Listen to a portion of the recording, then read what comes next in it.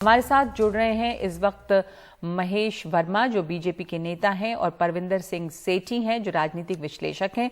परविंदर सिंह सेठी, आप राजनीतिक विश्लेषक के तौर पर इस मामले को कैसे देखते हैं? आम आदमी पार्टी लगातार एक न एक मुश्किल में घिर रही है। एक तो आप देखिए कि शराब घोटाले में तमाम तरह के आरोप लगे, बड़े बड़े नेताओं पे आरोप लगे, मनीष सिसोदिया पे भी आरोप लगे। अब एक नए आरोप इनके पास है, एलजी के साथ लगातार टक्कर, तो आपका टकराव कुछ ना कुछ बना ही हुआ है। तो ये जो फीडबैक यूनिट बनी थी, कैसे देखते हैं आप उसे? इसका क्या काम था? आरोप है कि ये जो है नेताओं की जासूसी करा रहे थे, विपक्षी नेताओं की जासूसी करा रहे थे। ये एक सीक्रेट सर्विस जैसी यूनिट बनाई गई थी और बिना किसी परमिशन के बनाई गई थी। तो इसकी क्या मंशा हो सकती है? ऐसी यूनिट का क्या औचित्य रहा? आप कैसे देखते हैं इसे?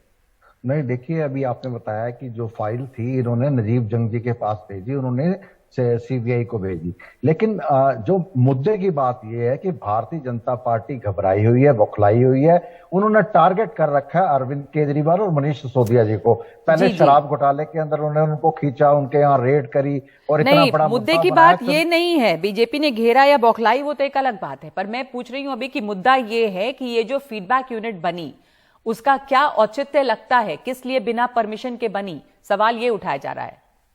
नहीं, ये देखिए, इस बात का उत्तर तो सीएम साहब दे सकते हैं कि उन्होंने किस लिए बनाई। इसके बहुत सारे, एक दिल्ली का सीएम है, अगर कोई वो फीडबैक यूनिट बनाता है या उसके ऊपर कैमरे लगाता है तो वो क्राइम डिटेक्ट करने के लिए हो सकती है। लेकिन मुद्दे की बात ये है कि जब भी चुनाव आते हैं, चुनाव अभी इन्होंने टारगेट करना है। ये बड़ा खोद खोद के 2015 और 2016 का मुद्दा लेके आए हैं और उसके अंदर वो टारगेट कर रहे हैं। 2-3 महीने बाद फिर कई प्रदेशों के चुनाव हैं, 2024 में प्रधानमंत्री के चुनाव हैं। चुनाव तो लगातार होते रहेंगे कहीं ना कहीं, तो ये कोई ना कोई मुद्दा, लेकिन मुद्दे होते तो निकलते हैं। पर आपने जो कहा, ठीक है, 1 मिनट में जवाब ले लूं इसका। महेश वर्मा भी जुड़ गए हैं हमारे साथ, बीजेपी नेता। 163 जो मामले दर्ज करे सीबीआई ने, जिसमें से 130 कोर्ट में खारिज कर दिए गए। इससे ये आप देखें ना, संवैधानिक संस्थाओं का मिसयूज कर रही है भारतीय जनता पार्टी और आम आदमी पार्टी को काम नहीं करने दे रही। ठीक है, वो अपने ऊपर जवाब, ठीक है, जवाब ठीक है। आपको ऐसा लगता है, एक राजनीतिक विश्लेषक के तौर पे आप ये एनालाइज कर रहे हैं कि आम आदमी पार्टी के काम में अड़ंगा लगाने के लिए लगातार बीजेपी इस तरह के मुद्दे उठाकर लेकर आती है। तो महेश वर्मा जी, ये फीडबैक यूनिट तो मुख्यमंत्री बना सकते हैं, उनको फीडबैक चाहिए कामकाज पर। तो ऐसा अब आप लोग ये बात बीजेपी निकाल के लेकर आई है कि जासूसी हो रही थी विपक्षी नेताओं की, इसके क्या सबूत हैं? जैसा कि अभी हमारे साथ जो जुड़े हैं राजनीतिक विश्लेषक परविंदर जी, वो कह रहे हैं कि अब सीसीटीवी कैमराज, तमाम तरह के क्राइम, ये सब ना हो, ऐसे कोई फीडबैक यूनिट इसलिए उन्होंने बनाई ये सब कामकाज देखने के लिए। तो ये सीक्रेट सर्विस आप लोग इसको क्यों कह रहे हैं महेश जी? भाई जी, अभी तक तो मैं परविंदर सिंह सेठी जी को जो है आम आदमी पार्टी के प्रवक्ता के तौर पे मैं कई चैनलों पे देखा, यहाँ राजनीतिक विश्लेषक के तौर पे जरूर है। नहीं, प्रवक्ता नहीं हो सर, मैं किसी भी चैनल नेता के रूप में जरूर है। रही बात छोड़ दीजिए इनकी बातों को। परविंदर जी, मेरी बात को सुन लीजिए, मैं आपको उसी रूप में एक्सेप्ट कर लिया। 5 सेकंड की बात कर रहा हूँ। लगातार आप गैर कानूनी, लगातार केजरीवाल सरकार एक गैर कानूनी काम जो है दिल्ली में की जा रही है। 5 सेकंड और गैर कानूनी परविंदर जी, 1 मिनट आपने बोल लिया, सुन लीजिए 1 मिनट बात को ना परविंदर जी। 5 सेकंड की बात करना चाहता हूँ। क्या बात? इन्होंने मेरे को टारगेट, क्या मतलब बनता है इस तरह से बात करने का? आप बोलिएगा, आप बोलिए, कौन सा तरीका है? नहीं, चलिए, आप प्रवक्ता नहीं है, आप राजनीतिक विश्लेषक के तौर पे ही हमने आपको इंट्रोड्यूस किया है। अब आप उनको बात कहने दीजिए। परविंदर जी प्लीज, आपका माइक डाउन करना पड़ेगा मुझे, आप बात करने दीजिए 1 मिनट।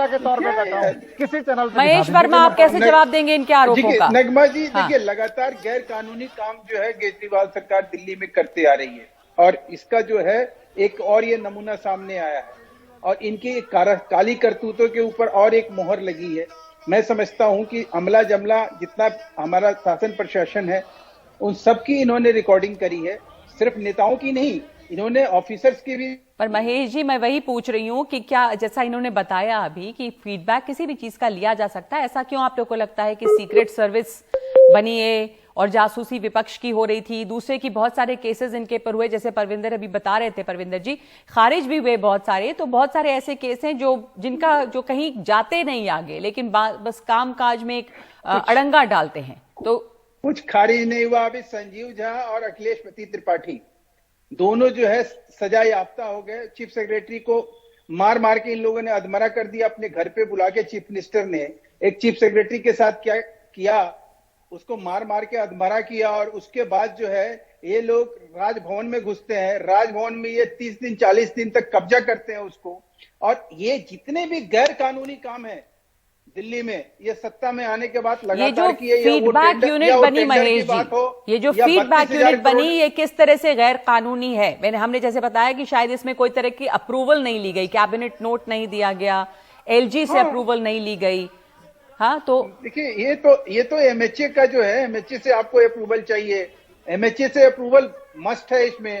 उसके बगैर आप किसी की भी फोन टैपिंग नहीं कर सकते हैं, आम आदमी की नहीं कर सकते हैं। आप अपने अमले जमले की बात, और अगर थोड़ी सी भी नैतिकता बची हुई है कहीं मनीष सिसोदिया जी में, तो वो तुरंत इस्तीफा दे और इस चीज के लिए देश से माफी मांगे। केजरीवाल की हमारे लोग जो है ऐसा कुकृत्य अब कभी नहीं करेंगे। मुझे लग रहा है कि माफी कैसे, माफी तो किसी भी पॉलिटिकल पार्टी के किसी भी नेता पे आरोप लगे माफी मांगता तो हमने कम ही देखा है, और ना कोई इस्तीफा देता है आजकल महेश जी। तो वो वाली नैतिकता तो चली गई। माफी नहीं, नकबा जी ऐसे कैसे कह सकती है? नितिन जी के मामले में माफी मांगी, अरुण जी के मामले में माफी मांगी, 10 ऐसे मामले हैं जिसमें इन्होंने तो इस्तीफा तो नहीं देंगे ना मनीष सिसोदिया के ऊपर। वो तो कह रहे हैं, मनीष सिसोदिया कह रहे हैं, ठीक है, उन्होंने केजरीवाल ने माफी मांगी पहले, इसका मतलब कि पेश किया, ठीक है, ठीक है, केजरीवाल ने माफी मांगी पहले, तो आप कह रहे हैं कि अभी भी माफी मांगनी चाहिए। पर मनीष सिसोदिया का जो इस्तीफे की आप बात कर रहे हैं, उन्होंने कहा है कि बीजेपी मेरे खिलाफ नया आरोप लेकर आई है कि मैं जासूसी करवा रहा हूं, पर ये बड़े बड़े लोग हैं जिनका अस्तित्व ही सीबीआई, ईडी, पेगासस से विपक्षी नेताओं के खिलाफ उन पे भी आरोप लगे हैं ना, आप लोगों पे भी आरोप लगे कि लगातार केंद्रीय एजेंसीज का इस्तेमाल करके आप विपक्ष के ऊपर हमले भी कर रहे हैं, आप उनकी जासूसी भी करवाते हैं। तो वो तो मनीष सिसोदिया का ट्वीट है महेश जी, सुन लीजिए पहले पूरा। वो ये कहते हैं कि मुझे ये लग रहा है कि मैं भी बहुत बड़ा हो गया हूं, अब मेरा कद बढ़ गया है, इसलिए बीजेपी मेरे पीछे लगी है।